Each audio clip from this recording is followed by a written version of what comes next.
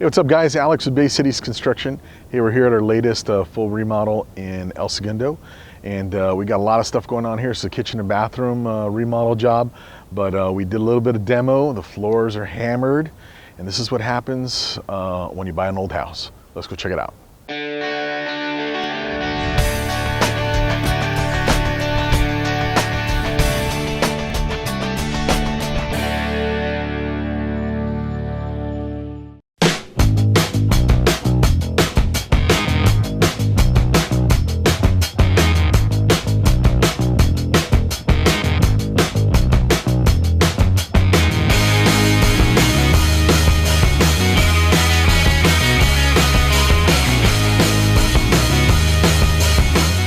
Some houses are old and some houses are hella old. This is hella old. This is so old that the original part of the house is sitting on a brick foundation and the walls are literally just sitting on the brick. So there's no mechanical connection between the wall framing and the floors. Big problem, because this was a little house at one point and now it's a big house. And we have to deal with it now. They're gonna do a major remodel. The floors have settled in different spots. This was all covered in tile, and the tile was cracked in some spots, and it was definitely kind of a little bit uneven. But once you remove the tile and the mortar and all that stuff, all of the sins of the past are visible. So this is what we're gonna deal with now. So where we're standing in right now is where the kitchen and the dining room used to be. And it'll be a kitchen again, but this is the new part of the house. And you can see that the new framing is this nice light colored wood. And the original framing is this old stuff. So this old stuff used to sit on brick, but when they did the addition, they removed the brick and they put a nice big stem wall. So this is modern construction. They left a hole so you can crawl under the old space. If we were to stick any type of mechanical thing in there, it would just tear the foundation apart during an earthquake. So we can't do that. So we're coming up with a game plan for replacing it. But the challenge is that we have to hold this wall up and remove the foundation that's underneath it and then pour a new one and then reassemble everything without having the house fall down. So what Casey and I have conjured up is we're gonna use a system like this. We're gonna install a new floor joist that's gonna go under the existing wall and is gonna be cantilevered.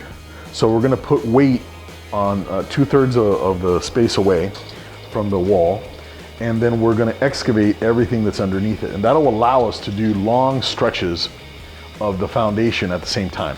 So what we're gonna do is we're gonna put a girder beam here, and then run new joists from here to here, and tuck them under the wall. Then when we do that, then we can remove all of the brick that's underneath it. We just had a pretty lengthy meeting with the framers that are gonna be actually doing the work. And I think this is gonna work. Not an easy thing. This is actually a very technical thing. We've been thinking about this for about a week and a half on how we're gonna actually do the work. We know what needs to be done. We've got to replace the foundation, hold up the house, and then guarantee that we are gonna be able to put the weight of the house back on the new foundation. So it's not free floating. We have to guarantee that the weight will be on the new foundation that we put on. So we have to be able to transfer it.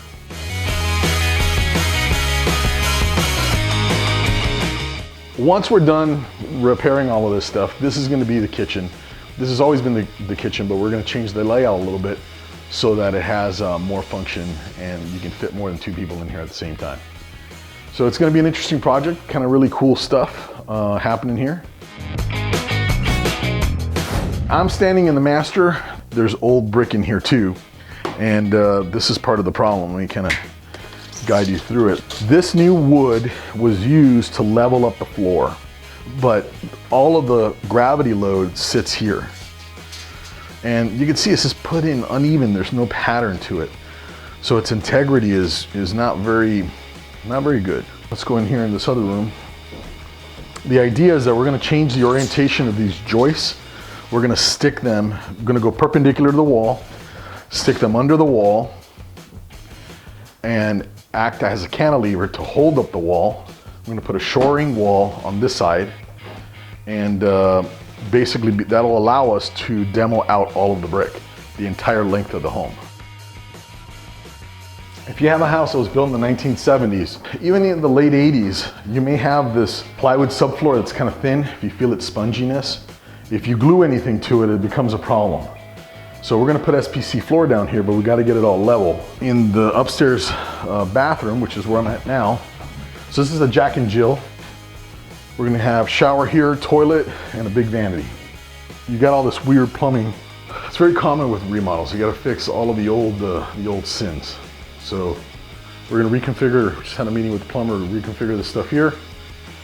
And we got a game plan for next week to get this thing going. So this marking here is for the new AC system. There's heat, but there's no AC. So we're gonna be putting an AC unit in here. And this is gonna be basically where we're gonna be running the condenser lines. So we have to mark it up, we gotta open that up. This up here, we're basically replacing the floors with SPC. So we're gonna sand it out, prep it, and put in SPC floor. By the way, if you want to learn more about SPC floor, we just shot a show, episode 54, covers SPC flooring. So cool if you check that out.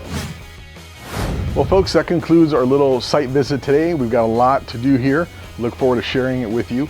If you haven't done so already, please make sure you like and subscribe. If you have any questions or comments, please post them below. My name is Alex, reminding you, you don't need a contractor, you need a team of pros.